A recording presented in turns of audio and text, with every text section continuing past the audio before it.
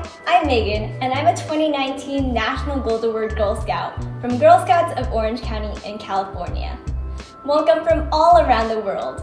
I've actually completed my bronze, silver, and gold award, but today we're going to be talking mainly about how to approach the silver award through a community map.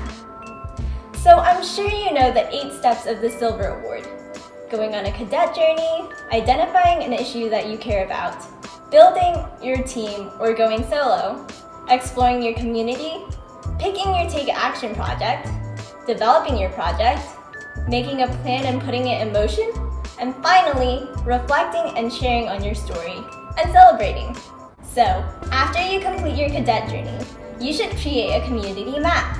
But what is it, and how do you make one? Well, let's learn how to. This activity will take 45 to 60 minutes, and you will need a poster and pens, pencils, or markers. We are going to be focusing on making an action plan to start off your silver award. I'll use a couple examples from my silver award to help you think through yours. I used a whiteboard, but you can use a paper or whatever paper that you feel most comfortable using. So first, you're going to decide which community you want to map. It might be your neighborhood, school district, a sports group, a beach, an imaginary community, or anything else that you can think of. For my project, I started with my city. Now, you want to draw your community onto your map. Include every detail you can remember, such as buildings, landmarks, or businesses, and next to each location inside of the community, write down some of the issues or needs that exist there. You can start the most important ones on your map. For me, I realized that one big issue was prevalent through my entire community, and it was the lack of female representation in technology in both old and young people. So I wrote it right here.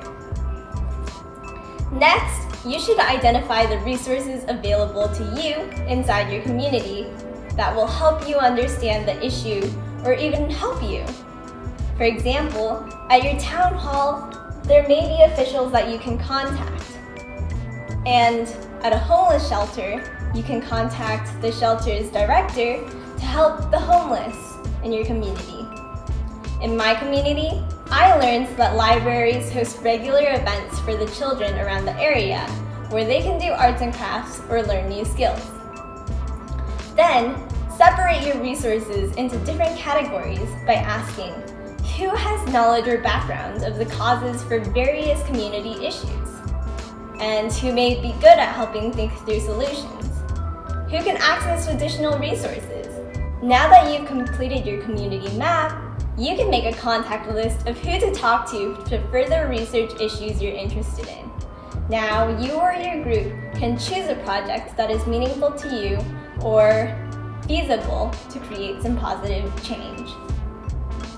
I used the same idea to start my own Silver Award project. Since I knew about the opportunity at my local library to host an event for children, I decided to contact a librarian at my local library to host the first girls-only programming course at one of my local libraries, which was my Silver project. So yay, we're done!